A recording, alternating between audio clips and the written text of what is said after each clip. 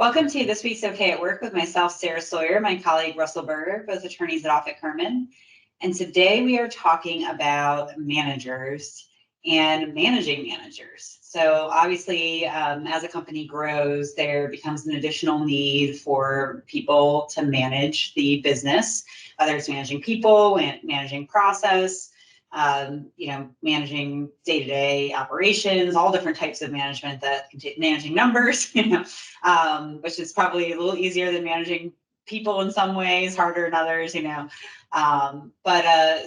lots to consider there, and definitely we come into play when we meet with our clients on this as far as like risk management, right? And like helping, we talk a lot on this show about managing risk by making sure you've got good processes and policies and that you're documenting things, but a lot of that falls on managers. So what should business owners be thinking about when managing managers, Russell?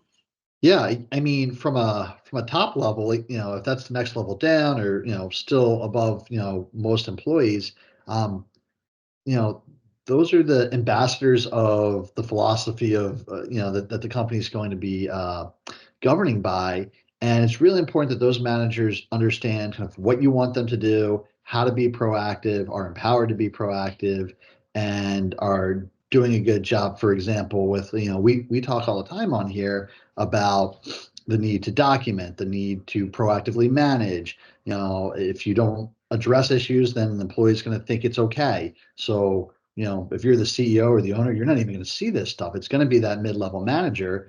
And if the mid-level manager isn't doing their job, it's going to be hard to deal with the rank and file employees that they're supervising. So a couple of things from a proactive standpoint as the business owner, the leaders in the business.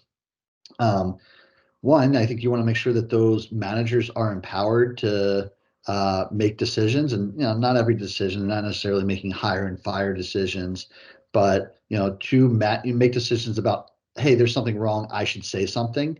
Managers should be empowered to do that, and secondly, managers should also be trained to do that. It's really important that they know what issues look like, how they manifest, how they're going to respond to them, and are trained in kind of the best practices for addressing and having those conversations with employees. Yeah, and what to escalate and what to act on as well is an important one, and providing the information necessary when escalating an issue. So, documentation is always something, as I mentioned as we started here, is that something we talk about a lot, and sometimes things need to be escalated to other levels of management or other people or other decision makers. A lot of times things need to be acted upon swiftly so that an issue doesn't get worse, or that there's not more potential risk or damage or issues. And having documentation, having your managers trained in a way where they know what to bring to the table. Whenever we do trainings, we train managers. I know I do. I know you do, Russell, on policies and like sexual harassment trainings and different things about how they should be reporting things.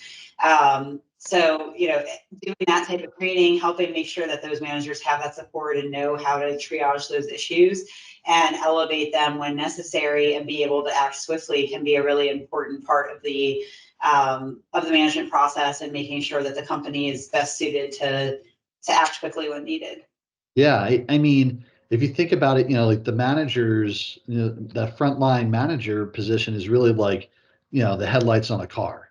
And if they're not paying attention, if they're not doing their job, like your company is driving in the dark, and that's really dangerous, and bad things can happen when you do that. So you definitely want your managers to be able to be paying attention, to identify issues, to issue spot.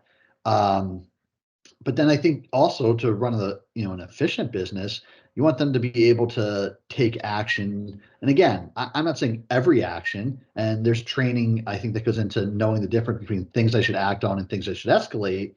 But there are things they should act on. If someone's late 2 days in a row, like the manager should be empowered and encouraged and trained to say, hey, this isn't right. You've been late 2 days in a row. Like, I'm going to write you up, or I'm going to, manage this, or I'm going to document this in your file.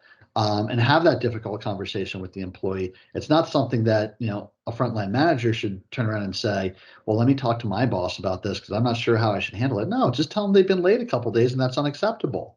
And it's not going to continue. We're not going to allow it to continue.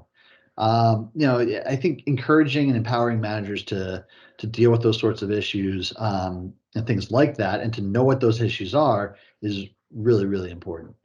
Yeah, I think that's a great example, Russell, because if that stuff is left untouched and for too long, and let's say someone wants to run it up the chain and it takes a week to do that, and then you're not addressing it until a week later, and by then they've been late another 2 days and everyone else is frustrated. And so it can create a lot of practical and legal issues if someone's not empowered to act when appropriate within their roles. So I think that's a great example. But definitely some good things to keep in mind. I also say in trainings too, is that, we're not trying to make anyone a lawyer, give them the exact roadmap for everything they need to do, but empower them to know what, issue spot, figure out what the issues are, know the policies, know procedures, and know how to respond well. Yeah. I mean, as a manager, you just have to know, like, it's a pain in our butts when this employee does this. So I should say something to them so that they don't keep doing this.